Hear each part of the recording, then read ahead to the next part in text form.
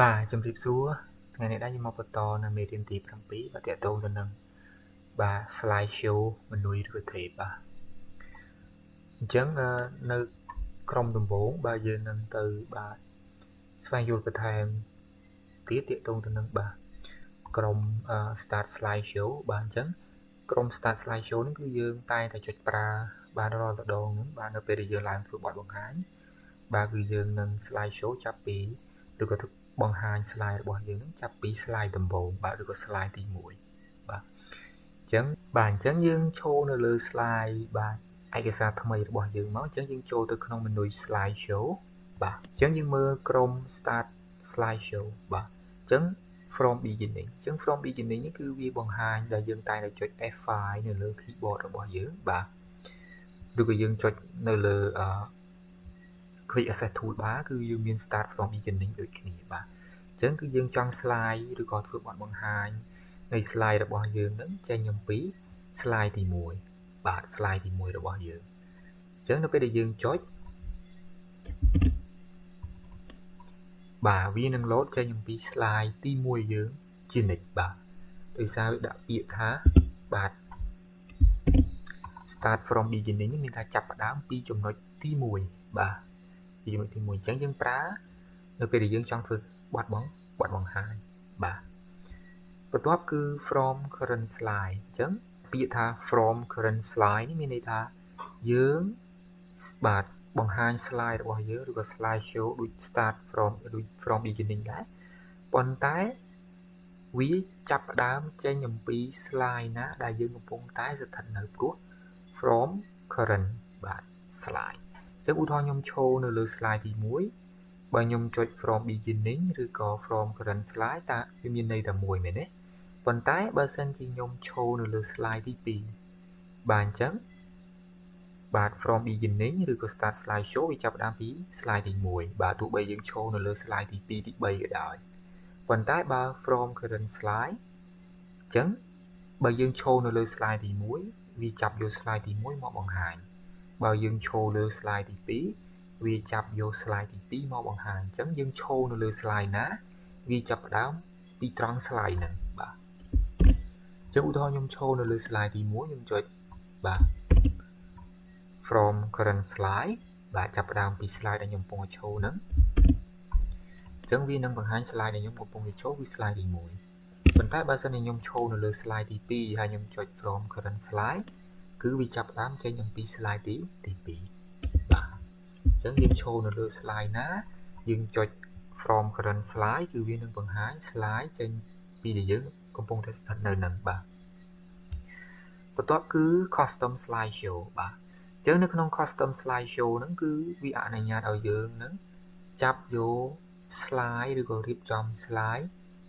នៅក្នុងការបង្ហាញបាទអញ្ចឹងដោយសារនៅក្នុងនេះបាទយើង slide មេរៀនរបស់យើងមាន5 slide បាទអញ្ចឹង slide ដំបូងគឺខ្ញុំបង្ហាញពីមេរៀនបន្ទាប់មកក្រុមទី1ទី2ទី3និង slide អរគុណចុងក្រោយបាទប៉ុន្តែបាទនៅពេលដែលយើងចុច from beginning ឬក៏ from current slide យើងបង្ហាញ slide ហ្នឹងគឺបាទទៅតាមបាទលំដាប់លំដោយសម្រាប់ from beginning ប៉ុន្តែបើ from current slide គឺចេញពី slide ណាដែលយើងកំពុងតែស្ថិតនៅអញ្ចឹងបើយើងប្រើ custom slide show មានន័យថាយើងបាទចង់រៀបចំនៅ slide នៅក្នុងការបង្ហាញមកវិញឧទាហរណ៍យើងចង់បង្ហាញ slide ទី4មុនបន្ទាប់មកទី2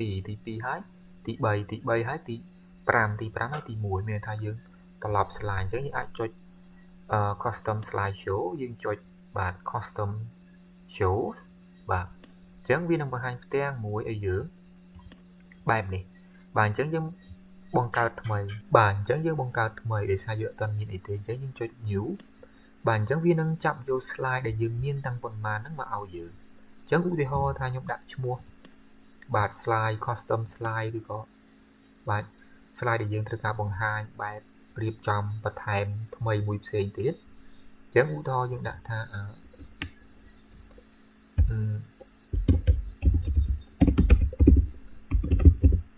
បាទអញ្ចឹងខ្ញុំដាក់ឈ្មោះថា second test slide show មានថា slide យើងបង្កើតឯកសារដំបូងនេះមេរៀនដំបូងនេះគឺយើងទម្រង់ដើមបន្ទាប់ពីយើងបង្កើតឯកសារថ្មីដំបូងហើយយើងរៀបចំបាទប៉ុន្តែ custom slideshow នេះគឺខ្ញុំបង្កើតថ្មីដើម្បីតេស្តមើលអញ្ចឹងខ្ញុំមិនឲ្យវារត់តាមលំដាប់លំដោយទេខ្ញុំឲ្យវារត់ចេញពី slide បាទឧទាហរណ៍ទី3មុនបាទក្រោយមកបាទទី4ឬក៏ទី5បាទទី5បន្តមកទី2បាទអញ្ចឹងនៅពេលយើង select នៅលើ click នៅលើ slide ណាមួយយើងចុច add ប៊ូតុងដើម្បី add មកកន្លែង custom ខាងស្ដាំដៃនេះបាទយើង select ទាំងអស់តែម្ដងក៏បានអត់អីទេបាទបើយើង select ទាំងអស់ឧទាហរណ៍ខ្ញុំបាន add បាទ slide ទី2ទី3ទី4ទី5ហើយប៉ុន្តែខ្ញុំ select ទាំងអស់ម្ដងទៀតខ្ញុំ add ទៅបាទគឺវា add បន្ថែម slide show ហ្នឹងដដែលអញ្ចឹងវាលាយើង add ដដែលវារាប់ថា slide ថ្មីប៉ុន្តែប្រើ slide ចាស់ដដែលបាទអញ្ចឹងយើងអាចបាទធ្វើការរំកិល slide នឹងឧទាហរណ៍យើងចង់ដាក់ slide នឹងមកនៅក្រោមវិញបាទឬក៏ slide ណាឡើងទៅលើវិញបាទយើងអាចចុច up បែបនេះយើង select នៅលើ slide ណាមួយមកយើងចុចទៅលើវិញបាទបែបនេះបើយើងចង់ឲ្យវាចុះក្រោមយើងអាច select នៅលើ slide ណាមួយយើងឲ្យវាចុះក្រោមបាទ down បើយើងចង់លុបយើងក៏អាច select នៅលើ slide ណាមួយយើងចង់លុបយើងចុច remove បាទ remove វារហូតបាទអញ្ចឹងឧទាហរណ៍ខ្ញុំចង់បាទឲ្យ slide ទី1មកនៅទី2បាទបន្ទាប់មកយើងយក slide ទី2 add បញ្ចូលបាទហើយយើងលើក slide ទី2មកខាងលើបែបនេះអញ្ចឹង slide របស់យើងវាត្រឡប់ខុសពី slide ដើមបាទអញ្ចឹងយើងចុច OK មកអញ្ចឹងយើងបាន custom test ហើយបាទអញ្ចឹងនៅពេលដែលយើងចុចប៊ូតុង show បាទអញ្ចឹងវានឹងលេង slide របស់យើងនឹងទៅតាម slide ដែលយើងបានរើសបាទអញ្ចឹងខ្ញុំរើសមិញវារៀងត្រឡប់ទៅលិនអញ្ចឹងវានឹងបង្ហាញ slide ដែលយើងបានរើសនឹងបាទអញ្ចឹងយើងអាចហៅ slide របស់យើងដែលយើងរៀបចំឧទាហរណ៍ដំបូងនេះយើងរៀបចំបាទត្រឹមត្រូវស្អាតបែបនេះអញ្ចឹងយើងចង់បាន custom slide ចេញពី slide ដែលយើងមានស្រាប់ហើយយើងបង្កើត custom ថ្មីហើយយើងចង់បដូរ slide ណាចេញមុនអីចេញមុនទៅតាមការចង់បានរបស់យើងដើម្បីតេស្តពី3 slide បាទយើងអត់ចង់បង្កើតឯកសារដដែលឬក៏ឯកសារថ្មីហើយអង្គុយធ្វើ slide ដដែលទេយើងប្រើ slide ចាស់យើងបាទនៅក្នុងឯកសារតែមួយអញ្ចឹងយើងអាចបាទមើល custom slide របស់យើងអាចធ្វើការកែប្រែវាបានដូចចុច edit ឬក៏យើងអាច copy បន្ថែមបាទឬក៏យើងអាចលុបចេញក៏បានដែរអត់អីទេបាទអញ្ចឹងអានេះយើងប្រើនៅពេលណាយើងត្រូវការបាទការ custom slide ក្នុងការបង្ហាញបាទតេស្តពី3 slide ហ្នឹងទៅបាទគឺក្រុមបន្ទាប់ទាក់ទងទៅនឹង rehearse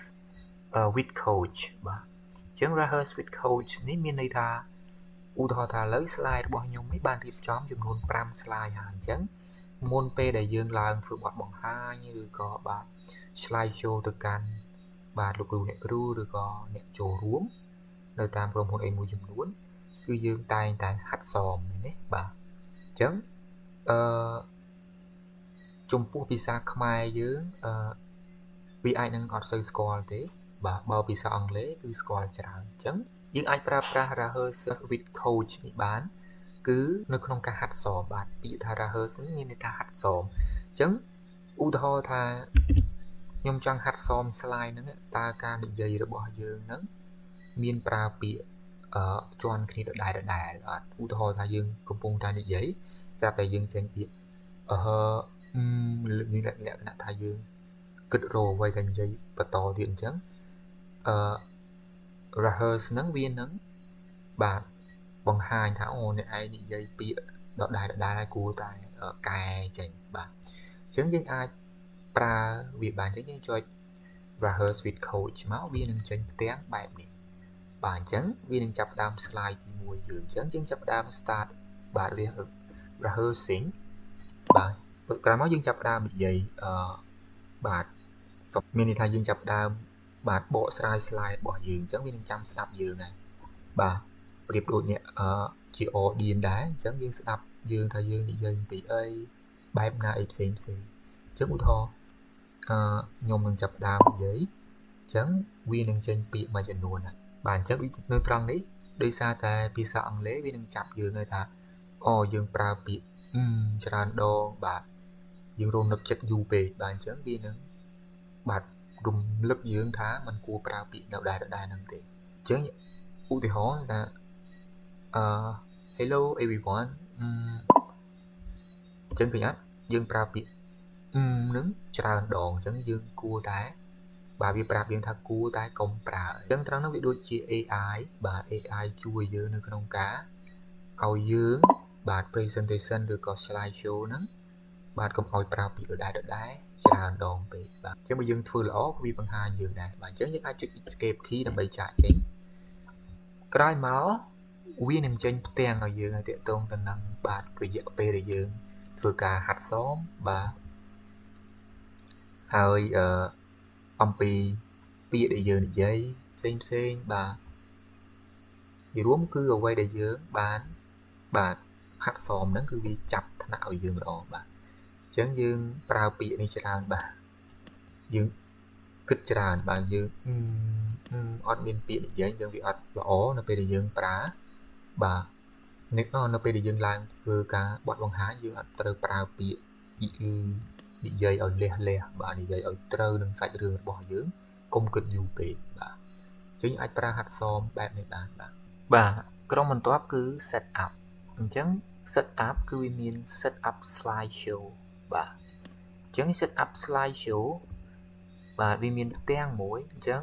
set up slide show នេះចំពោះទម្រង់ដើមនៃ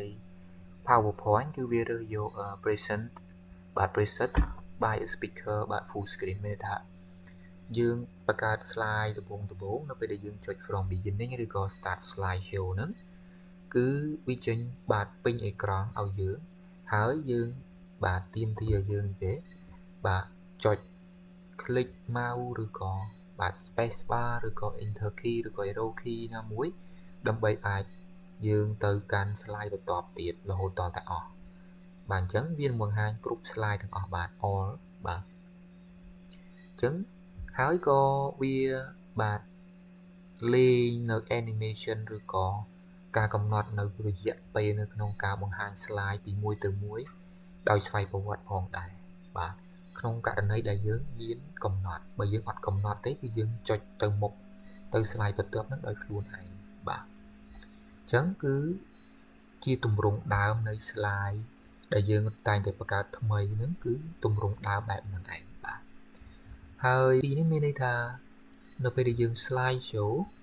បាទយើងអាចឲ្យវាកុំបង្ហាញជាលក្ខណៈពេញអេក្រង់បាទយើងបង្ហាញក្នុងទម្រង់ជា window បាទមានកន្លែង close កន្លែង minimize បាទ maximize ជាដើមអញ្ចឹងបែបណាឥឡូវខ្ញុំទុកទម្រង់ដើមបែបនេះខ្ញុំចុចខ្វែងវិញអញ្ចឹងនៅពេលដែលយើងបាទ start from beginning ឬក៏ slide show វាចេញផ្ទាំងធំបែបនេះបាទប៉ុន្តែបើសិនជាយើងរើសយកបាទ set up slide show យើងយកបាទទី2ហើយយើងចុច OK អញ្ចឹងនៅពេលដែលយើងបាទ slide show ម្ដងទៀតវាលេងចេញជាផ្ទាំង full screen ណាអត់មានចេញជាពេញអេក្រង់ទេ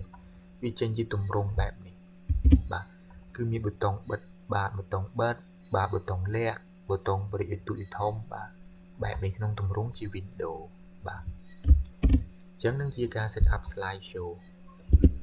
បាទអញ្ចឹងបើសិនជាយើងដូរទៅទម្រង់ដើមវិញអាចរើសយកខាងលើបាទ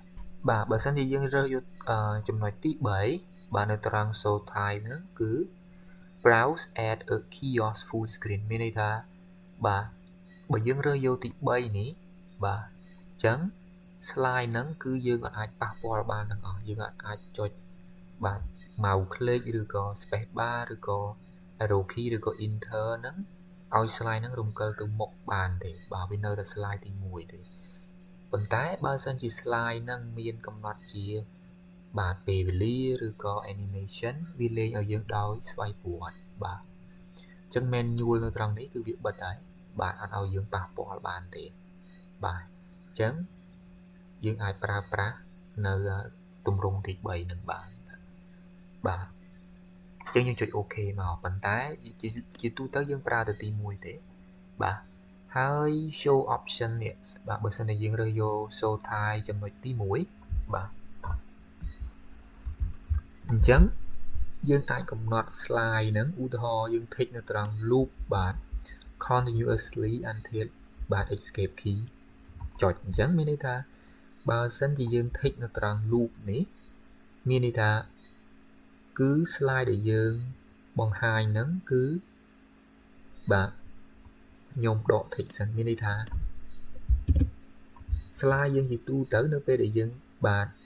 start slide show នៅពេលដែលយើងនៅត្រង់នេះយើងមានតែ5តែបើយើងចុច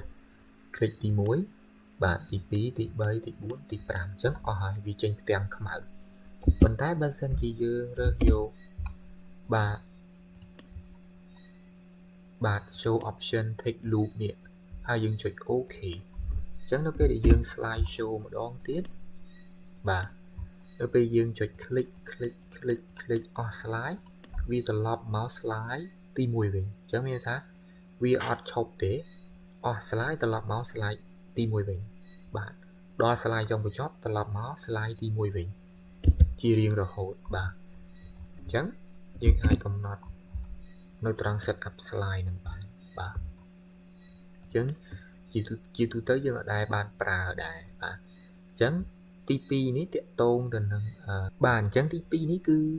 យើងប្រើនៅពេលដែលយើង slide show ហើយយើងបិទរាល់ record នៅការថតនៅសំឡេងចេញបាទយើងអត់ចង់ឲ្យវាថតជាសំឡេងទេបាទអញ្ចឹងយើងអាច tick នៅត្រង់នេះបាទបើជាទូទៅគឺបើកទាំងអស់មានថាទាំងបើសិនជាកុំព្យូទ័ររបស់យើងមានជា speaker ឬក៏ឧបករណ៍ស្រូបនៅសំឡេងឬក៏កាមេរ៉ាបាទគឺយើងអាចបើកនៅមុខងារបាទឬក៏បិទនៅមុខងារថតឬក៏បិទនៅមុខងារថតជាវីដេអូឬក៏សំឡេងបានបាទហើយ tick ខាងក្រោមនេះបាទបើសិនជាយើង tick គឺទោះបីជា slide របស់យើងមានចលនាបាទ animation ក៏ដោយបាទគឺឧទាហរណ៍យើងប្រើ animation tape នេះគឺវាអត់លេងទេបាទអញ្ចឹងយើងអាចបិទបានបាទហើយមួយទៀតទាក់ទងទៅនឹងបាទ GPU យើងក៏យើងអាច disable បានហើយនៅត្រង់ pen color ឬក៏ laser point color នេះយើងអាចបដូរបានអញ្ចឹងនៅពេលដែលយើង presentation គឺយើងប្រើវានឹងឯងបាទអញ្ចឹងយើងចុច OK មកឲ្យវាត្រឡប់ទៅសភាពដើមមកវិញអញ្ចឹងត្រង់ចំណុចហ្នឹងនៅពេលដែលយើង presentation យើងមកមើលខាងក្រោមនេះបាទ mouse របស់យើងគឺយើងអាចប្រើនៅបាទ arrow key ដើម្បីត្រឡប់ពី slide មួយទៅ slide មួយបានហើយយើងអាចប្រើនៅបាទ laser pointer វាចេញពណ៌បែបនេះយើងចង្អុលដោយប្រើ mouse បាទយើងអាចចង្អុលគេបានឲ្យគេមើលតាម mouse យើងបដាយើងនិយាយបដាបាទបាទអញ្ចឹងយើងចុច escape key ដើម្បីចាក់ចេញពី laser pointer មកយើងចូលមករើសយកបាទ pen ហ្នឹងគឺយើងអាចរើសពណ៌បានបាទយើងអាចគូសនៅលើ slide របស់យើងបង្ហាញគេក៏បានដែរបាទគូសបង្ហាញគេហើយយើងអាចលុបវិញបានបាទយើងយកបាទ escape key មកយើងយកបាទជឿលុបបាទអានេះគឺយើងលុបម្ដងមួយបាទបើយើងចង់លឿនលុបទាំងអស់បែបនេះបាទអញ្ចឹងវាលុបទាំងអស់យើងកុំឲ្យយើងពិបាកបាទអញ្ចឹង option នៅខាងក្រោមនេះគឺយើងអាចប្រើប្រាស់បានបន្ថែមទៀតបាទអញ្ចឹងខ្ញុំសូមនិយាយកាត់ខ្លីៗអញ្ចឹងយើងអាចបន្តទៅក្រុមទៅចំណុចមួយទៀតគឺទាក់ទងទៅនឹង hide slide បាទអញ្ចឹង hide slide នេះគឺយើងលាក់នៅ slide មួយចំនួនដែលយើងអាចចង់ឲ្យគេឃើញនៅពេលដែល slide show យើងអាចមើលឃើញប៉ុន្តែនៅពេលដែល slide show គឺវាអត់បង្ហាញទេបាទអញ្ចឹងយើងចង់លាក់ slide ណាមួយដែលយើងគិតថាយើងអត់ចង់លុបវាយើងប៉ុន្តែយើងអត់ចង់បង្ហាញនៅពេលធ្វើបទបង្ហាញអញ្ចឹងយើងអាចលាក់បានបាទអញ្ចឹងឧទាហរណ៍ខ្ញុំលាក់បាទ slide ទី5បាទអញ្ចឹងខ្ញុំចុច select នៅលើ slide ទី5មកខ្ញុំចុច hide បាទអញ្ចឹង slide ហ្នឹងគឺវាគ្រាន់តែឆូតមួយឆ្នោតបែបនេះហើយរៀងពណ៌រៀងបាទប្រផេះបាទព្រិលមើលអត់ឃើញបែបនេះអញ្ចឹងនៅពេលដែលយើងចុចនៅ slide show បាទអញ្ចឹង slide យើងមាន5មែនទេអញ្ចឹងយើងចុច1បាទទី2 3 4 5អស់ បាទដោយសារតែ slide 5យើងបានលាក់រួចហើយបាទប៉ុន្តែវាអត់បាត់ទៅណាទេនៅនឹងឯងអញ្ចឹងយើងអាច select នៅលើវាយើងចុច unhide មកវិញឬក៏យើងអាច select នៅលើ slide ណាដែលយើងចង់លាក់ឬក៏ចង់បង្ហាញមកវិញយើងចុច right click បាទម៉ៅខាងស្ដាំយើងបាទម៉ៅខាងស្ដាំយើងចុចបាទ unhide slide គឺយើងអាច hide បាទឬក៏យើងអាចលាក់នៅត្រង់ម៉ៅស្ដាំបានដូចគ្នាអត់អីទេបាទចំណុចបន្ទាប់ទាក់ទងទៅនឹងបាទ rehearse timings ជា rehearse timing ហ្នឹងក៏វាមិនខុសពី rehearse with code ដែរគ្រាន់តែថាយើងមើលតែពាក្យទៅ timing គឺមានន័យថាបាទនៅពេលដែលយើងចុចវាគឺវានឹងអនុញ្ញាតឲ្យយើងហាត់សមហើយបាទវាចាប់យកនាទីរបស់យើងចង់ដឹងថាតើការហាត់សមរបស់យើងនឹងចំណាយពេលអស់ប៉ុន្មាននាទីបាទឬក៏បាទខ្លីឬក៏យូរបាទអញ្ចឹងវាជួយបែបណាក្នុងករណីដែលយើងធ្វើ slide show ធ្វើបទបង្ហាញគឺគេមានកំណត់នៅរយៈពេលឲ្យយើងបាទខុសៗគ្នាខ្លះអាច15នាទីបាទ20នាទី30នាទីឬក៏1ម៉ោងបាទអញ្ចឹងយើងត្រូវលៃលកនៅក្នុងការនិយាយ slide របស់យើងហ្នឹង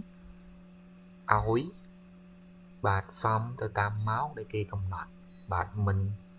យឺតពេកមិនលឿនពេកមួយល្មមហើយឲ្យច្បាស់លាស់បាទអញ្ចឹងយើងអាចប្រើវាបានអញ្ចឹងយើងនៅពេលដែលយើងចង់ចាក់ចេញយើងអាចចុចខ្វែងមកឬក៏ចុច escape key មកវាសួរ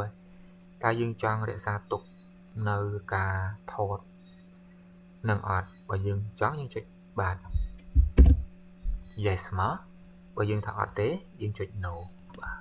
អញ្ចឹងបន្ទាប់ទាក់ទងទៅនឹង record បាទអញ្ចឹង record គឺជាចំណុចមួយដែលយើងនឹងទៅស្វែងយល់នៅក្នុង record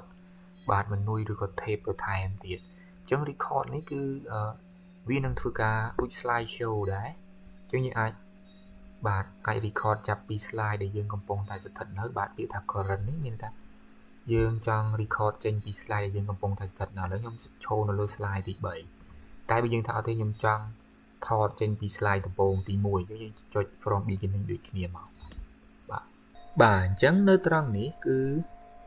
វាបង្ហាញបែបនេះអញ្ចឹងចំពោះអ្នកដែលមើល slide របស់យើងអញ្ចឹងគឺអ្នកផ្សេងគេមើលឃើញបាទតែ slide របស់យើងនេះទេបាទហើយចំពោះយើងគឺយើងមើលឃើញបែបនេះ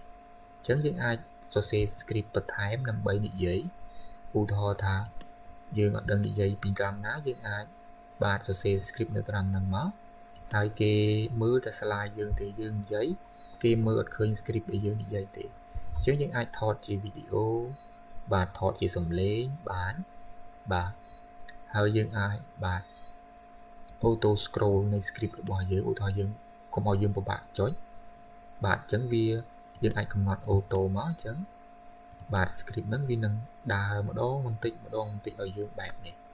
បាទអញ្ចឹងយើងចុចបាទបើកវាមកយើងចុចឲ្យវាដំណើរការ scroll អញ្ចឹងបាទអញ្ចឹងវានឹងលេងឲ្យយើងហើយ